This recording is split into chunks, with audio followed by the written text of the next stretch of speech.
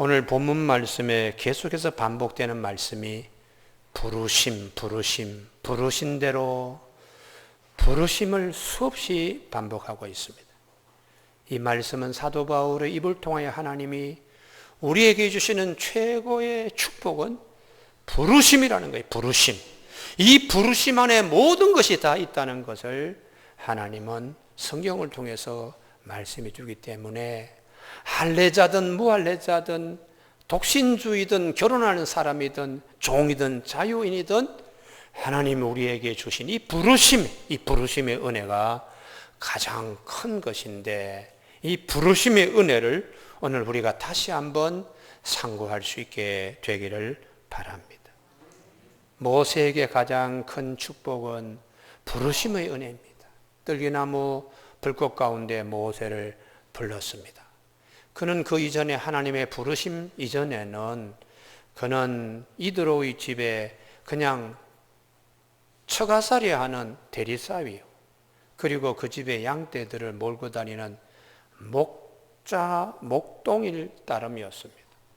그러나 하나님이 떨기나무 불꽃 가운데 모세를 부르실 때에 그 부르심 속에는 앞으로 80에서 120세까지 가장 값진 삶을, 그리고 가장 보람된 일을, 하나님의 온갖 좋은 일들을 경험하게 되는 일들이 그 부르심 안에 기다리고 있었습니다. 그래서 사도 바울은 우리에게 하나님이 부르실 때에 부르시기 전에 예지하시고, 그리고 예정하시고, 그리고 부르시고, 그리고 의롭다 하시고 영원롭게 하신다고요. 부르심을 받고 난 다음에 보니까 하나님이 예지하시고 예정하셨구나, 이렇게 고백되어지는 것이고, 부르심을 받고 나니까 하나님이 나를 의롭다 하시고 앞으로 영원롭게 하실 일에 대한 모든 것을 다 볼 수가 있습니다. 그래서 사도 바울은 하나님을 사랑하는 그 뜻대로 부르심을 입은 자들에게는 모든 것이 합력하여 선을 이룬다고 그렇게 말씀하고 있습니다. 오늘 예배 드리는데 하나님, 내가 이게 부족하고 나에게 이게 필요하고 나에게는 왜 이런 형편이며 나에게는 이런 아픔이 있고 나는 왜 이렇습니까? 모든 것에 하나님의 부르심의 감격으로 해소되기를 바랍니다. 그리고 하나님의 부르심의 은혜로 해결되길 바랍니다. 사무엘상 27장, 28장, 29장, 30장에 아주 특별한 사건이 있는데, 그 다윗이 팔레스타인 블레셋 나라에 귀화하는 사건입니다. 자기의 고국 이스라엘을 버리고 그리고 원수인 팔레스타인 블레셋 나라로 귀화합니다. 얼마나 사울이 핍박했으면 귀화했겠습니까? 그래서 귀화할 때에 자기의 군사들 600명을 데리고 이제 가니까 그 블레셋 왕이 성을 하나 그에게 줬습니다. 시글락이라 하는 성에 그가 성주가 되어서 600명의 군사들을 데리고 있는 작은 성에 성주로 있었는데, 전쟁이 팔레스타인과 이스라엘, 블레셋 사람과 유다 민족 사이에 전쟁을 치르게 되는데 장수로서 차출되게 되었어요. 자, 우리 대한민국 백성이 일본과 전쟁이 일어나 일본으로 귀화했는데 일본 군사로서 대한민국을 싸워야 된다고 할 때 얼마나 안타깝겠어요. 그런 일이 다윗에게 생긴 것입니다. 그런데 하나님의 은혜로 블레셋 장수들의 생각이 달라졌어요. 저 다윗이 우리에게 귀환은 했지만 우리와 함께 장수로 참여했다가 칼을 우리에게 들이대면 트로이 목마처럼 우리가 이런 자를 우리가 함께 데리고 나갈 수 있겠는가 하고 장수들이 다 싫어하여 얘기들을 모아서 임금에게 얘기하니까 임금이 그 말이 옳게 들려서 다윗으로 하여금 도로 시글락성으로 돌아가라. 그러는 사이에 사흘의 시간 가운데에 돌아와서 보니까 자기의 성 시글락이 불타버렸어요. 연기가 무럭무럭 나면서 자기의 사랑하는 아내들도 그리고 자식들도 흔적 없이 사라졌습니다. 그리고 가축들도 짐승들도 다 사라져 버리고 거기 이제 아말렉 군사가 와서, 우리로 보면 몽교 군인들이 말을 타고 기마병처럼 아말렉 군인들이 말들을 타고 와서 다 그냥 노략질하고 다 가져가고 불은 그냥 내버리니까 성에 이 탄 그 연기들이 무럭무럭 피어오를 때에 함께 나갔던 다윗의 군사들이 눈이 뒤집혔습니다. 다 그냥 흰자위로 그냥 돌려가지고 다윗에게 대드는 거예요. 그때 다윗이 죽을 뻔한 고비 속에서 하나님이 다윗에게 힘을 주시고 용기를 주시고 지혜란 말을 통하여 그 함께 나간 군사들의 마음을 다시 잠잠하게 이렇게 재워서 200명은 시글락성을 지키게 하고 400명 데리고 우리가 잃어버린 아녀자와 그리고 가축들을 찾으러 나가자. 근데 막상 나갔는데 어디로 가야 될지, 어디쯤 아말렉 군사들이 숨어 있고 우리의 처자식들을 데리고 있는지를 알 수가 없는데, 가다가 한 버려진 아주 애굽의 소년, 그 주인이 아말렉 주인인데 며칠 전에 병들었다고 그냥 버리고 간 이 종이 거기에 사막에 있었습니다. 이 자에게 다윗의 군사가 먹을 것을 주고 마실 것을 줘서 생명을 다시 되돌리는, 그래서 이 깨어난 애굽 이 소년이 자기에 대해 얘기하는, 우리 주인이 내가 병들었다고 내다 버려서 내가 3일 동안 먹지도 마시지도 못했는데 이렇게 음식을 주셨는데 내가 이 아말렉 지금 군사들이 어디쯤 어디에 숨어 있을 것이라는 대충 짐작을 할 수 있습니다. 그래서 내가 길에 눈이 되어서 안내하겠습니다. 그래서 다윗과 함께 군사들이 그 빼앗기고 노략당했던 아내와 처자들을 데리고 오고 짐승들도 다 회복해서 시글락성으로 돌아왔다는 사건이 있습니다. 우리가 중간에 다 빼버리고 이 애굽 소년과 주인이 병들었다고 버린 애굽 소년, 하나님과의 관계는, 하나님이 죽을 자리에서 다윗과 그의 군사들을 통하여 그를 불러내신 겁니다. 할렐루야. 그래서 하나님은 우리에게 내가 사람이 내 병들었다고 내다버리고 쓸모없다고 효용가치 없다고 나를 그렇게 던질 때에 그 자리에서 하나님은 우리를 불러내시고 구원하시는 하나님이십니다. 그래서 우리가 이 부르심이라는 사건은 대단히 중요합니다. 우리가 지난 주일날 이삭의 입은 니브가, 그걸 우리가 보면 갈대아 우르 하란 지역에 있던 그 니브가를 하나님이 사람들을 통하여 불러내신 사건입니다. 할렐루야. 아브라함의 가정의 자부로서 하나님의 축복이 그 아브라함의 가정에 많이 있는데 저 멀리 있는 리브가를 하나님이 불러내셔서 아브라함 가정에 믿음의 자부가 되게 하신, 그 부르심의 이 사건이 얼마나 중요한가. 이게 불러내시기 전까지 리브가는 모르지요. 그 아브라함의 집에서 노정이 아브라함의 사타구니에 손을 얹고 기도하고, 노정이 또 그냥 먼 길을 걸어와서 우물가에서 기도하고, 그리고 이제 낙타 10마리를 몰고 이렇게 온 것에 대하여 리브가와 리브의 가정은 모릅니다. 나중에 하나님께서 그렇게 불러내신 사건들을 보니까 하나님이 미리 예지하시고 예정하시고 부르시고, 이제는 아브라함 가정의 자부가 되게 하여 아브라함 가정에 하나님이 숨겨놓으신 많은 보화를 이 리브가가 얻게 하시는 하나님이세요. 할렐루야. 그러니까 이 부르심이 얼마나 중요한 것인가. 오늘 3부 예배에 참석한 우리 교우들에게 예수 그리스도 안에서 우리를 불러주신 하나님의 은혜보다 더 큰 것은 없다. 그 부르심 안에 모든 것이 다 있다. 이게 이제 사도 바울이 뜨거운 마음으로 고린도 교인들에게 심고자 하는 마음입니다. 그래서 여러분 6장 제일 마지막에 값으로 산 것이 되었으니, 하나님의 부르심으로 하나님의 것이 된 겁니다.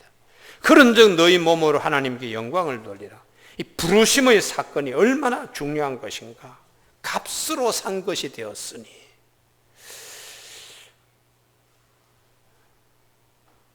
헬라 사회에서 시장은 우리의 5일장과 다르게 상설 시장이었습니다. 아고라고라 하는 그런 이제 시장에 가게, 어떤 가게는 곡식을 팔고, 어떤 가게는 뭐 옷감을 팔고, 어떤 가게는 물감을 팔고, 어떤 가게는 채소, 어떤 가게는 양고기를 팔고. 그런데 어떤 한 곳에는 노예도 닭과 소, 돼지를 팔듯이 이렇게 노예를 팔고 있었어요. 그래서 지나가다가 우리 집에 이번에 가수원을 하는데 농사 짓는데 일손이 부족해. 그럼 소를 한 마리 사가지고 오듯이 노예를 갖다가 주인이 돈을 지불하고 소값, 말값으로 지불하고 데리고 이렇게 오는 거지요. 그게 이제 값을 지불하는 것입니다. 그러다가 인심이 좋은 주인은 몇 년 동안 우리 집에서 엄청나게 일해서 오늘부터 우리 집에 노예 종이 아니고 자유인으로 풀어준다. 이렇게 이제 하면 이 노예는 그냥 공짜로 값없이 자유인이 되는 거예요. 자기가 값을 지불한 게 아니죠. 주인이 값을 지불했습니다. 자유인이 되었어도요. 그렇듯이 우리가 값으로 산 것이 되었다. 주님이 우리를 죄와 악과 버림받은 어두움에 그냥 갇혀있던 우리를 주님이 십자가에 달리셔서 핏값으로 값을 지불해서 우리를 빛의 자녀, 하나님의 자녀로 옮겨오게 해주신 부르심의 은혜보다 더 큰 것이 없다는 거죠. 할렐루야. 그래서 우리가 이제 앞으로 우리가 누려야 될 것들, 이런 것들을 잘 생각해야 된다. 그러면 질문 편지가, 그러면 주님께서 이렇게 우리를 값으로 산 것이 되어서 주인님께 영광을 돌리려 그러면 독신으로 살아야 되느냐, 결혼해서 살아야 되는가, 분방을 해야 되는가, 합방을 해야 되는가, 이런 질문들이 나오는데 그거 다 답은 하나다. 부르심의 은혜에 감격하면 독신이 문제가 아니고 결혼이 문제가 아니고 분방이, 합방이 문제가 아니다. 또 할례를 받아야 됩니까? 할례를 받지 말아야 됩니까? 종으로, 자유인으로, 이런 등등의 문제들, 이 모든 문제도 부르심의 은혜에 내가 감격하면 문제가 될 것이 없다는 것이 할렐루야. 그만큼 부르심의 이 은혜, 이 말씀은 대단히 크다고 말씀하는 것입니다. 유대인들은 이제 고린도 교회도 보면 대개는 이제 가정의 노예, 종, 머슴 이런 사람들이 많이 있었습니다. 그래서 사도 바울이 우리 고린도 전서 1장 26절에 보면 형제들아 너희 부르심을 보라. 하나님께서 세상의 천한 것들과 멸시받는 것들과 없는 것들을 택하사 있는 것들을 폐하려 하시나니. 그러다 보니까 자유인보다는 이제 그런 종들이 훨씬 많습니다. 그러니까 교회 안에 이런저런 문제가 생기죠. 예를 들어서 이제 할례인데요. 할례. 유대인들은 고린도 교회 대개의 경우는 이방인으로부터 이제 개종을 해서 기독교인이 됐는데, 더러는 유대교에서 기독교를 개종한 사람들이 이방인에게서 이렇게 기독교 들어온 사람을 좀 이렇게 무시하는 경향. 우리는 아브라함 때부터 쭉 할례를 갖다가 전통으로 여기고, 우리가 태어나서 8일 만에 할례를 받은 특별한 선미란 자긍심을 가지고 그렇지 않은 이방인들을 아래로 좀 이렇게 깔고 보는 경향이 있었어요. 이제 그러다 보니까 상처들을 받을 수 있죠. 그런데 사도 바울의 경우에 할례가 하나님의 부르심의 은혜 앞에는 할례가 그렇게 큰 것이 못 된다는 것이에요. 할렐루야. 그러니 할례를 받고서 그냥 이렇게 목에 힘을 주는 것들은 대단히 하나님의 부르심의 은혜 앞에서 잘못된 것이라고, 이렇게 이제 사도 바울은 가르쳤습니다. 그런데 대개의 초대교회의 베드로도 구원 우리 유대인에게만 있다, 성령도 우리 할례받은 우리에게만 있다라고 하는 생각을 주님이 깨뜨리십니다. 그래서 그 욥바의 그 시몬의 무두장의 집에서 낮에 기도할 때 하나님이 휘장을 이렇게 내려가지고 보자기에 부정한 이런 짐승들이 고기를 이렇게 이거 먹으라 했을 때에 할례받지 않은 이방인도 하나님이 똑같이 사랑하신다는 이것을 베드로의 사고를 깨기 위해서 하나님이 그렇게 환상을 보여주셨는데 나중에 고넬료의 집에 가서 이방인의 집에 가서 말씀을 증거할 때 똑같이 유대인들에게 할례받은 유대인들에게 성령이 내려오시고 임재하는 걸 보고 베드로의 생각이 달라져 버린 거예요. 아, 우리끼리만이 아니고 이게 아니구나. 이방인도 우리가 똑같이 하나님이 사랑하시고 부르심의 은혜는 유대인이나 이방인이나 똑같다. 이 생각으로 무장이 된 것입니다. 그런데도 여전히 여기저기 기독교 공동체에서는 할례냐 할례받지 말아야 되는 이방인들 아니다. 너희들도 우리와 똑같이 할례받아야 된다. 이렇게 이제 얘기하는 문제로 여기저기서 문제가 생겼어요. 그래서 할 수 없이 예루살렘에 종교회의를 1차 제일 첫 번째 종교회의가 열리게 됩니다. 여기저기서 다 그냥 교회 지도자들이 예루살렘까지 와서 야고보 사도가 종교회의에 주재하는 의장이 되어서 장시간 토론합니다. 할례를 받아야 된다. 할례를 받지 않은 사람은 할례 받도록 해야 된다. 하도 하는데 이 바울과 베드로는 아닙니다. 하나님의 부르심의 은혜 앞에서 할례나 무할례는 아무것도 아니라고 이제 그렇게 실제로 베드로가 고넬료 집에서 일어났던 일을 간증을 하는 거예요. 그래서 오래 논란되었던 그곳에서 야고보 사도가 예수님의 젖동생이 자, 그만들 이제 얘기합시다. 이쯤 되면은 결론을 맺을 수 있지 않습니까? 무할례자에게 할례받게 하지 맙시다. 이게 할례나 무할례가 하나님의 부르심 앞에서는 은혜 앞에서는 이게 그렇게 큰 것이 못 되니까 이후부터 할례받지 않는 이방인들에게 할례 자꾸 얘기하고 그러지 마세요. 이렇게 딱 제일 첫 번째 이제 그 얘기를 하는 거죠. 그리고는 간음하지 말아야 됩니다. 우리가 하나님의 부르심을 입은 자들이 이런 문제에 걸리면 안 됩니다. 그리고 짐승을 목매달아 죽인 고기, 그걸 그렇게 무자하게 먹는 이런 식습관은 우리가 버려야 됩니다 하는 몇 가지를 결정해서 이제 각 교회마다 그걸 지키게 하는데 현장에서는 그래도 이걸 그대로 받아들이지 않으려고. 유대인들은 할례 받아야 됩니다. 할례를 자꾸 얘기를 하는 거예요. 그러다 보니까 사도 바울은 더 갈라디아 교회도 그렇고 고린도 교회도 그렇고 아니 하나님의 이 부르심의 은혜 앞에서 할례가 뭐 그렇게 중요한 겁니까? 무할례자도 우리가 똑같이 하나님이 부르셨는데 이 부르심의 은혜 앞에서 자꾸 그런 얘기 하지 마세요. 이렇게 이제 하다 보니까 할례 받은 사람은 마치 문신을 지우듯이 할례의 흔적을 지우고 싶은 그런 이제 생각들이 들기도 하고 또 할례 받지 않는 유대인들은 할례가 도대체 어떤 건데 호기심으로 한번 할례를 한번 받아볼까? 이런 흔들림의 역사가 있었기 때문에 사도 바울이 이 문제를 이렇게 이제 답변하는 것입니다. 17절 오직 주께서 각 사람에게 나누어 주신 대로 할례자이든 무할례자이든 각 사람에게 나누어 주신 그것대로 하나님이 각 사람을 부르신 그대로 행하라 갈지어다. 내가 모든 교회에 이와 같이 명하노라. 그렇게 말씀하고 있어요. 할례 무할례로 논쟁하고 다투고 그러지보다 하나님의 부르심의 은혜가 훨씬 크다고 하면 이게 문제될 것이 없다. 그런 입장입니다. 그래서 사도 바울은 갈라디아서 6장 15절에 할례나 무할례가 아무것도 아니로되 오직 새로 지으심을 받은 것만이 중요하니라. 하나님의 부르심을 입은 이 사건이 더 중요하다고 말씀하고 있지요.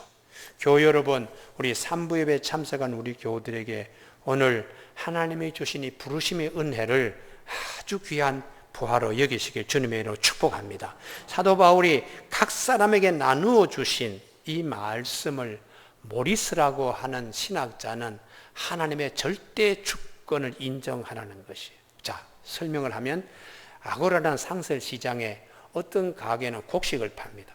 어떤 가게는 양고기를 팔아요. 거기에 더미들 곡식도 이렇게 수북이 쌓아놓고 양고기도 수북이 쌓아놨는데 어떤 사람이 지나가다가 자기 장바구니에 곡식도 담고 양고기도 담고 그러면 그 장바구니 속에 곡식과 그리고 양고기는 그 집으로 다 가는 거예요. 근데 부득부득 곡식 더미에 있던 곡식들이 나는 저 양고기 쪽으로 가야겠다 하고 옮겨갈 필요가 없다는 거죠. 양고기는 나는 저 곡식 파는 집으로 옮겨가야 되겠다, 그럴 필요 없다는 거예요. 할례자는 할례자라서 하나님이 부르신 것이 있고, 무할례자는 무할례자라서 부르신 것이 있기 때문에 부르심의 은혜는 하나님의 그 은혜의 그릇 안에 우리가 담기면 됐다는 거예요. 할렐루야. 굳이 곡식 더미에 있던 자가 양고기 있는 자리로 갈 필요가 없고, 양고기 파는 가게에서 곡식 파는 자리로 옮겨갈 필요가 없듯이, 할례나 무할례나 하나님의 부르심의 은혜 안에서 다 같다는 것이. 그래서 19절에 할례 받는 것도 아무것도 아니요, 할례 받지 아니하는 것도 아무것도 아니다. 하나님의 부르심의 은혜 앞에서는 이게 크게 문제가 되지 않는다. 오직 하나님의 계명을 지킬 따름이라. 부르심의 은혜에 너무 감격하여 어떻게 하면 하나님을 기쁘시게 할까, 그렇게 하나님의 말씀대로 살려고 노력하는 것이 더 중요하지, 할례가 중요하고 무할례가 그게 문제가 안 된다는 것이죠. 다음 두 번째에 신분의 문제입니다. 종과 그리고 자유인, 더 나아가서 시민권을 가진 주인, 이런 문제인데, 헬라 사회에서의 교회는 종들이 훨씬 많았습니다. 집에서 이제 머슴 노릇 하다가 주일날 교회에 와서, 여러분 얼마나 힘듭니까? 수가 무거운 짐자들아 다 내게로 오라. 주님은 오늘 여기 예배 드릴 때에 좀 자유함이 있기를 바랍니다. 그러니까 집에서 힘들다가 교회 오면은 마음이 편하게 되는데, 이런 자유를 이제 누리라는 것이에요. 더러는 주인과 종, 머슴이 함께 교회에 와서 예배를 드려요.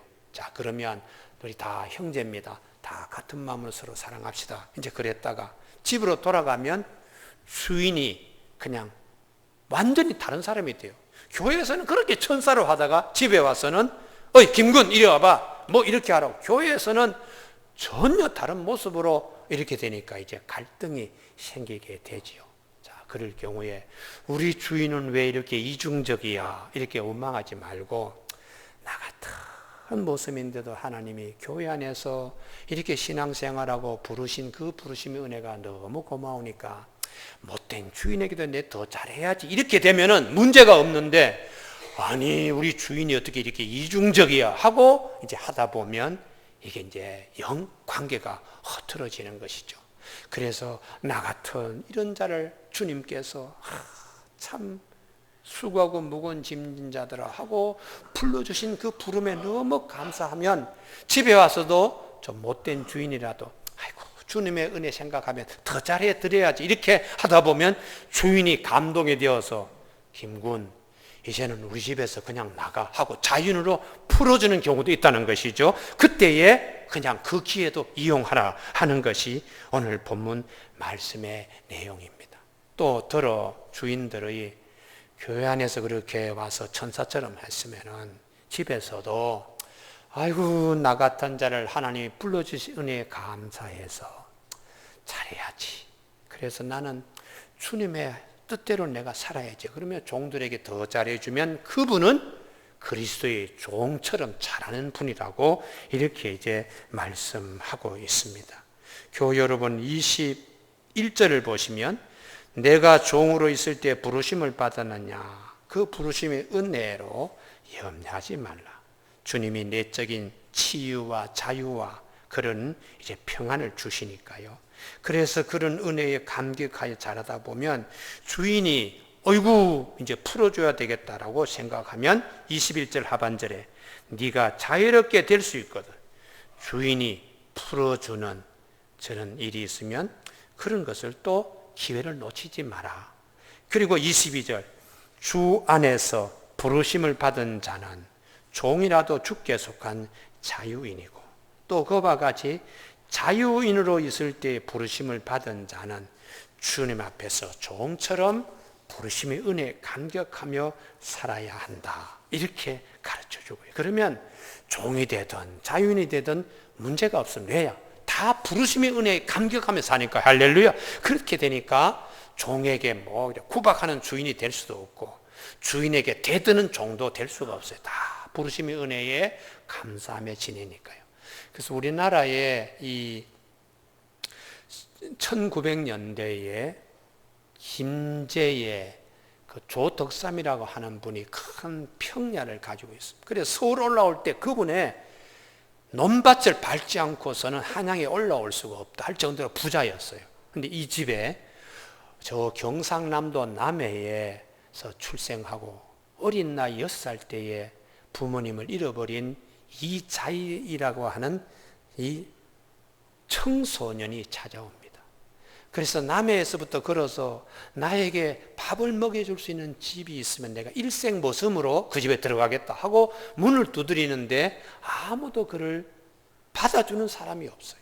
체구가 약하고 모섬은 덩치가 있어서 뭐 이렇게 해야 되는데 체구가 약하니까 아무도 그를 모섬으로. 그래서 걸어서 그 경상남도 남해에서 김제까지 걸어서 올라가서 그 김제 땅 부자인 조덕삼이라고 하는 사람 집에서 주인님 나를 머슴으로 삼아 주십시오. 아주 덕스러운 이 조덕삼이라고 하는 분이 이 대문 앞에 서 있는 이 이자익을 보고 덩치가 작으니까 머슴은 할 수가 없다. 그 작은 덩치에 우리 집에 말이나 먹이는 마부나 해라. 그래서 이제 받아들여요. 그리고 자기 아들 조용호와 함께 아주 친자기처럼 이 머슴을 사랑하는 겁니다. 그러던 날 데이트라고 하는 선교사가 여기 와서 복음을 전했어요. 머슴에게, 종들에게, 마부에게 먼저 복음을 전하는데 이 조덕삼이라고 하는 이 부자가 데이트 선교사님을 모시고는 우리 사랑방을 복음 전하는 그냥 편하게 쓰십시오 하고 내드렸어요. 그런데 거기에 자기 집에 마부 이자익과 자기 아들 조용호와 함께 선교사님에게 성경 공부를 배우고 복음을 듣는데 조덕삼 이분도 같이 이제 자리에 참여해 있다가 1905년에 사랑방을 내어드리고 그때에 같이 세례를 받습니다. 그 큰 부자 조덕삼, 우리로 보면은 무슨 우리나라의 무슨 그룹의 총수 회장이 말이죠. 그냥 자기 집에 어떤 수의와 같은 사람과 함께 이제 성경 공부도 하고 세례를 받는 것과 똑같이요. 그래서 1905년 같이 세례를 받고 세례교인이 점점 늡니다. 조덕삼 자기가 소작인으로 땅을 빌려준 사람만 하들 많잖아요. 그래서 1907년 2년 만에 세례교인 30명이 늘어나기 때문에 장로 선거를 하게 됩니다. 근데 그 사이에 자기 아들보다 마부가 성경 공부를 더 잘하는 거예요. 그래서 우리로 보면 지금 전도사님과 같이 영수를 이자희라고 하는 이분이 성경 공부도 더 잘 이렇게 그냥 배우고 또 때로는 새벽기도 인도도 더 잘하고 이제 그렇게 되었는데 이 1907년 장로 한 사람을 뽑는데 누가 됐느냐 하면 그 부자 조덕삼이 되지 않고 마부 이자익이 장로로 피택되어요. 나 같으면 아니 우리 집에 다 땅 소작 다 하면서 어떻게 나를 찍지 않고 우리 집에 마부를 찍어. 오늘 성경은 무효야. 그리고 우리 사랑방에서 예배드리지 말고 다 나가. 이럴 것 같은데 조덕삼은 하나님 은혜 감사합니다. 부르심의 은혜 너무 감사합니다. 이제 우리 집에 마부 이자익 오늘부터 제가 반말을 하지 않겠습니다. 경어를 쓰겠습니다. 그리고 내일 아침부터 새벽기도 우리 이자익 시댁 장로님이 새벽기도 인도할 때에 우리 다 새벽에 나와서 새벽기도에 참여하시다. 그래서 이자익 이 피댁 장로님이 새벽기도 인도할 때 조덕삼 그분이 무릎을 꿇고 새벽기도 설교 끝날 때까지 무릎을 꿇고 아멘 아멘 하는 거예요. 이게 그리스도 안에서 노예가 자유인이 되고 그리스도 안에서 조덕삼 그 부자가 그리스도의 종이 되는 놀라운 역사가 있는 것이죠. 부르심이 은혜에 감격하여 있을 수 있는 일입니다. 그리고 더 하나님의 뜨거움의 역사가 조덕삼에게 임하여 교우 여러분, 우리 이자익 우리 집의 마부이신 이분을 평양신학교에 보내겠습니다. 유학비용 제가 다 대겠습니다. 그래서 그분을 평양신학교에 보내고 목사 안수 받고 돌아올 때까지 조덕삼 이분이 기다려요. 그 사이에 다시 1908년 장로 선거할 때에 이 조덕삼 이분이 장로로 피택됩니다. 그리고는 그 마부인 이자익 이분이 신학교를 졸업하고 그리고 목사 안수를 받고 돌아올 때까지 예쁜 한옥 골기와집을 지어가지고 기다리고 있는 거예요. 그래서 이 마부 이자익 이분이 담임 목사로서 목사 안수 받고 그 골기와로 예쁘게 지어놓은 교회, 기억자 교회에 내려와서 목회를 했습니다. 지금도 문화재로 우리가 김제 금산교회, 그 기억자 교회가 있는데 이 조덕삼 이분의 후예들이 훗날에 아주 훌륭하게 되었습니다. 그리고 이자익이라고 하는 이분은 합동 통합 갈라지기 전에 이분이 총회장을 3번씩이나 하신 거예요. 3번씩요. 이렇게 훌륭한 인물이 되기까지는 뒤에 조덕삼이라고 하시는 분이 있습니다. 그분의 손자가 조세영이라고 예전에 우리 야당 민주당의 당수도 하시고 또 주일 대사도 하신 조세영 장로님이 그 손자가 되십니다. 여러분, 오늘 사도 바울이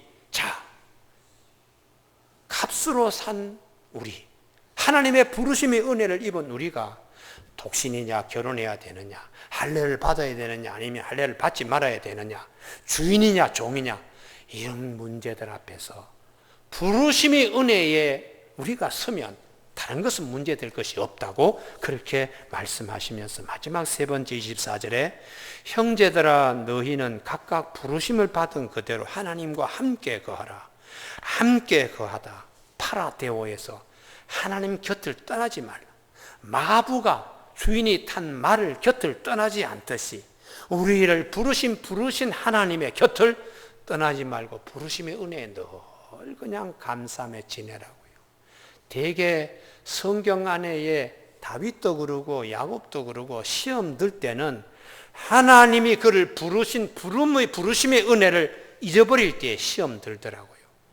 그래서 야곱의 경우도 하나님께서 이렇게 나를 그 광야에서 웅크리고 자고 있는 나를 찾아오셔서 돌베개를 베고 고아처럼 자고 있는 나를 찾아오셔서 나를 부르시고 내가 네게 약속한 것을 다 이루게 너를 떠나지 아니하신 하나님, 그 감격에 사로잡혀서 짐승의 2떼를 거느리고는 아버지 이삭을 향하여 야복강 건널 때도 하나님은 야곱과 함께 하셨는데 에서의 낯을 다 피하고 어려운 일이 없으니까 야곱이 부르심의 은혜에서 그는 좀 거리집니다. 그래서 베들로 가려고 하다가 세겜에서 정착하고 도시 문화 화려한 문명에 그냥 거기서 머물라고 땅도 사고 짐승의 우리간도 지으려고 하는데 시험거리가 찾아옵니다. 딸아이가 성폭행 당하고 2 아들 녀석이 가서 사람을 죽이고 뭐 이런 일이 있으니까 야곱의 집안이 갑자기 그냥 이 피바람이 몰려오는 위기 가운데 야곱이 아주 콩알만하게 그냥 그렇게 작은 사람이 되었어요. 그때 하나님이 다시 그를 부르십니다. 다시 불러요. 베델까지 가서 단을 쌓겠다고 한 약속을 네가 지켜야 되지 않느냐? 그래서 야곱이 아이고 하나님 멀리 했던 우상들을 다 집안 식구들에게 다 거두어요. 어떤 사람은 뭐 금으로 그냥 이게 나를 지켜준다고 부적처럼 코에다 걸고 귀에다 걸고 옆구리에다 걸고 하는 거 다 그냥 가져오게 하고 이런 금과 은으로 만든 그런 부적들을 우상들을 신이 내리는 상수리 나무에 다 묻어버리고 우리는 하나님만 보고 하나님만 믿고 간다. 그래서 베델까지 와서 하나님께 경배를 돌리고 베델의 하나님 엘베델이라고 그렇게 고백하고 있습니다. 여러분, 우리가 부르심의 은혜 앞에 우리가 있으면 그 은혜를 잃어버리지 않고 있으면 하나님이 우리를 사랑하십니다. 할렐루야. 그래서 우리 성경 전체에 보면은 하나님의 은혜를 내가 도적질 당하지 않고 부르신 그 은혜를 마귀가 와서 이걸 강탈해 가지 않도록 항상 그 부르심의 은혜 안에 우리가 있으면 하나님이 참 기뻐하세요. 오늘 저녁에 오시는 백기영 교수님은 곱사로서 살다가 하나님께서 고쳐주신 은혜, 그 은혜 늘 감사하면서 지금 십수년째 전 세계에 하나님이 나를 이렇게 고쳐주셨다고. 제가 오늘 새벽기도도 했는데요, 제 친구 가운데 장무호라고 서울대학교 건축학과 들어간 천재입니다. 그때 건축학과는 이공계에서는 최고의 학부인데요. 그런데 이 친구가 중학교, 고등학교 때 한 번도 러닝을 벗지 않아요. 그 더워서 운동장에 뛰어다니는데도 러닝을 벗지 않는데 등이 곱추였기 때문에요. 근데 서울대학 들어가서 공부 잘하고 대림산업에 이사까지 하고 40대인데 아이들 앞에서 자기가 러닝을 벗지 못하고 늘 있으니까 처남이 매형, 내가 척추 수술하는 의사인데 매형의 척추를 내가 내 기술대로 한번 펴보겠습니다. 나한테 맡기고 한번 수술하시죠. 그래, 내 처남 믿고 내가 한번 수술한다 하고 맡겼다가 다시 깨어나지 못했습니다. 사람의 의술로도 참 이 척추를 이렇게 펴지 못하는데 백기영 교수님은 그날 저녁에 부흥회 하는데 와서 이 척추 한번 고쳤으면 좋겠다. 간절한 소원이 있는데 부흥 강사이신 거기에 장 목사님이 여러분 십자가를 보십시오. 저 십자가의 사랑으로 우리를 하나님이 부르셨습니다. 십자가에 통하여 하나님께서 우리 부르심의 은혜 가운데 모든 것을 다 주십니다. 이 말씀에 딱 십자가를 보는데 강단에 있는 십자가에서 불이 쫙 자기하고 오더라는 거예요. 그래서 이거다, 하나님 내 척추 좀 고쳐주십시오 하고는 교인들이 다 있는 앞에서 손을 이렇게 벌리고 막 이러는데 온몸이 뜨거워가지고 집에 와서 3일 동안에 물도 마시지 않고 밥도 먹지 않고 잠도 자지 않고 하나님의 뜨거운 불 가운데 이 척추가 펴지는 거예요. 그래서 이 은혜를 막 사방으로 다니면서 간증하는 겁니다. 백기현 교수님의 간증이 우리들의 간증이 되기를 바랍니다. 그리고 우리가 지금 여러 가지 기도 제목들 갖고 다니잖아요. 살아계신 하나님 앞에서 우리에게도 하나님의 이런 은혜를 주시는 하나님이시다. 부르시는 하나님의 그 부르심의 감격에 그 속에 온갖 좋은 것이 다 있기 때문에 사도 바울이 부르심이라고 이렇게 말씀하고 있습니다. 이번 추석 때에 친척들을 만날 때에 아무개야 예수 믿어라. 나를 통하여 하나님이 그 형제에게 부르심의 사건이 있어서 좋은 하나님 나라의 권석들로 다 만나는 귀한 중추 명절이 되기를 주님의 이름으로 축복합니다. 기도하시겠습니다.